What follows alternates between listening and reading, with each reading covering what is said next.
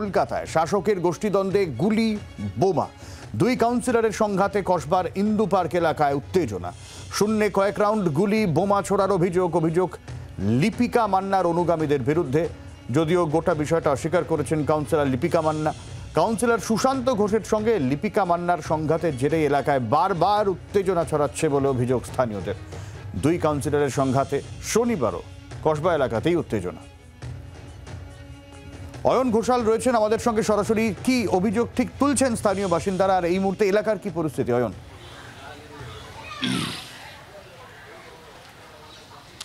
এলাকার পরিস্থিতি শান্ত রাখার জন্য ইতিমধ্যেই কসবা থানার পক্ষ থেকে পুলিশ পিকেট বসানো হয়েছে। কসবা থানার বক্তব্য অনুযায়ী তারা রাতের ঘটনা অর্থাৎ গতকাল রাত 8টা থেকে রাত 12টা পর্যন্ত এখানে যে তাণ্ডব চলেছে, দুষ্কৃতী তাণ্ডব, তার পরিপ্রেক্ষিতে 5 জনকে গ্রেপ্তার করেছে। বাকি আরও 7 জনের খোঁজে তল্লাশি করছে পুলিশ। সিসিটিভি ফুটেজে দেখা যাচ্ছে এরকম সব মিলিয়ে 16 জনকে চিহ্নিত করা হয়েছে ইতিমধ্যেই, যার মধ্যে 5 জন গ্রেপ্তার এবং যার মধ্যে 7 জনের খোঁজে তল্লাশি। এলাকাবাসী তারা এখনো পর্যন্ত ত্রস্ত, আতঙ্কিত, কারণ তারা মনে করছেন যে এই দুই কাউন্সিলরের মধ্যে যে দ্বন্দ্ব, এই দ্বন্দ্বের মাসুল বারবার কসবা থানা এলাকার একাধিক জায়গাকে সেই মাসুল গুনতে হচ্ছে। তার মধ্যে অন্যতম হচ্ছে এই ইন্দু পার্ক এলাকা, যে এলাকাতে সিসিটিভির ফুটেজে দেখা যাচ্ছে গতকাল সন্ধে 7:30 8টা নাগাদ 40 যুবক তারা ঢুকে পড়ে এবং ঢোকার পরে তারা এলোপাথারি বোমা মারতে শুরু করে এবং তারপর শূন্যে কয়েক রাউন্ড গুলি ছোড়া হয়।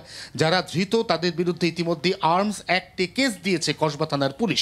পাশাপাশি লিপিকা মান্না এবং সুশান্ত ঘোষ অর্থাৎ 107 এবং 108 এই দুই কাউন্সিলর এখনও পর্যন্ত পরস্পরের বিরুদ্ধে তোপ দেখে চলেছেন সব্যসাচী।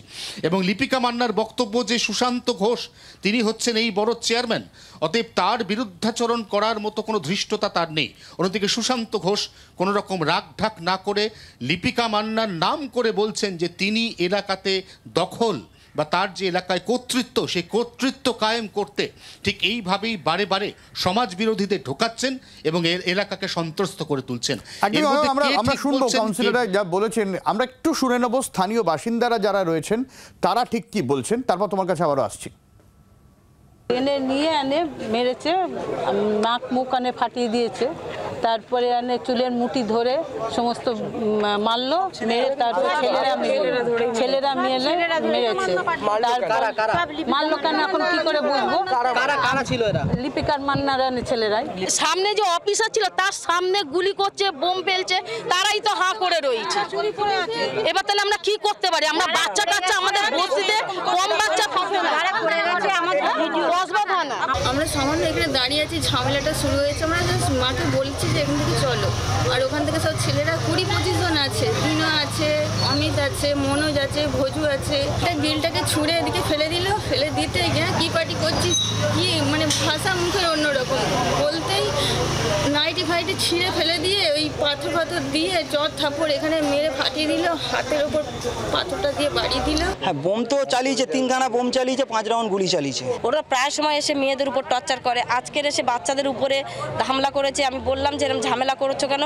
উল্টো পাল্টা ভাষায় গালাগালি দিচ্ছে, বলছে এখানে বোম দিয়ে জ্বালিয়ে দেবো, কে বাঁচায় দেখবো, কোন স্বরূপ ঘোষ আছে তোদেরকে বাঁচায়, তোরা লিপিকার দলে যাচ্ছিস না, আমরা যেটা বলবো আমাদের কথা শুনছিস না, এর জন্য ওরাই সেই ঝামেলাটা করেছে। অয়নে তো বিস্ফোরক অভিযোগ তুলছেন স্থানীয় বাসিন্দারা। তারা বলছেন যে মেয়েদের ওপরে এরকম মাঝে মধ্যেই অত্যাচার চালানো হয়, দুই কাউন্সিলরের দ্বন্দ্বে এরকম ব্যাপার স্যাপার যে বোমা ছোড়া হবে এবং সিসিটিভি ফুটেজে দেখা যাচ্ছে যেখানে বাড়ির গেট ভাঙচুরের চেষ্টা চলছে। মানে এটা একটা অরাজক পরিস্থিতি চরম। একেবারেই এই অরাজক পরিস্থিতি খাস দক্ষিণ কলকাতার কসবার মতো একটা অভিজাত এলাকার বুকে। আমরা যেখানে দাঁড়িয়ে রয়েছি সেটা বস্তি এলাকা ঠিকই, কিন্তু তার আশপাশে একাধিক বহুতল রয়েছে। অ্যাক্রোপলিস মল থেকে আমি এখন যেখানে দাঁড়িয়ে রয়েছি রাজডাঙ্গা ড্রেনেজ পাম্পিং স্টেশন, তার দূরত্ব হাঁটা পথে মেরে কেটে 7 থেকে 8 মিনিট। অর্থাৎ কোন এলাকায় দাঁড়িয়ে তোমার সাথে কথা বলছি তুমি এবং দর্শকরা নিশ্চয়ই বুঝতে পারছো। এবং সেই এলাকাতে সন্ধে 7:30 8টা নাগাদ এভাবে 40 জন যুবক ঢুকে পড়ছে এবং তারা এলাকায় রীতিমতো তাণ্ডব চালাচ্ছে। আবারও সেই তাণ্ডবের ছবি দেখাবো। দেখো এখানে বুলেটের দাগ রয়েছে, যে শূন্যে বুলেট ছোড়া হয়েছে, যে শূন্যে গুলি ছোড়া হয়েছে সে কথা বলা হচ্ছে। তার একটি বুলেট এখানে তার দাগ রয়েছে, বুলেট ছিটকে এখানে পড়েছিল, সেই ফুটেজ আমরা পুলিশের কাছ থেকে পেয়েছি। এলাকাবাসী সন্ত্রস্ত হয়ে এলাকা ছেড়ে পালিয়েছেন, তাদের চটি, জুতো, চপ্পল এখনো পর্যন্ত চতুর্দিকে পড়ে রয়েছে। এপাশে চপ্পল পড়ে রয়েছে, এপাশে চপ্পল পড়ে রয়েছে, এবং সামনে বাইক দুমড়ে মুচড়ে গেছে, তার কাঁচ ভাঙা হয়েছে।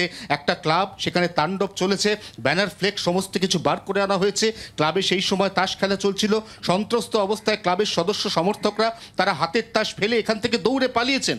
এরকম একটা ঘটনা চলছে কসবা থানা এলাকাতে, এই ইন্দু পার্কে, এবং সেটা চলছে সন্ধ্যে 7:30-8টা থেকে একেবারে গভীর রাত পর্যন্ত। এবং বিবদমান দুই কাউন্সিলর তারা এখনো পর্যন্ত পরস্পরের বিরুদ্ধে তোপ জেগে চলেছেন। সব্যসাচী, একদম এই জায়গা থেকে অয়ন, দুই কাউন্সিলরের কি বক্তব্য একটু শুনবো।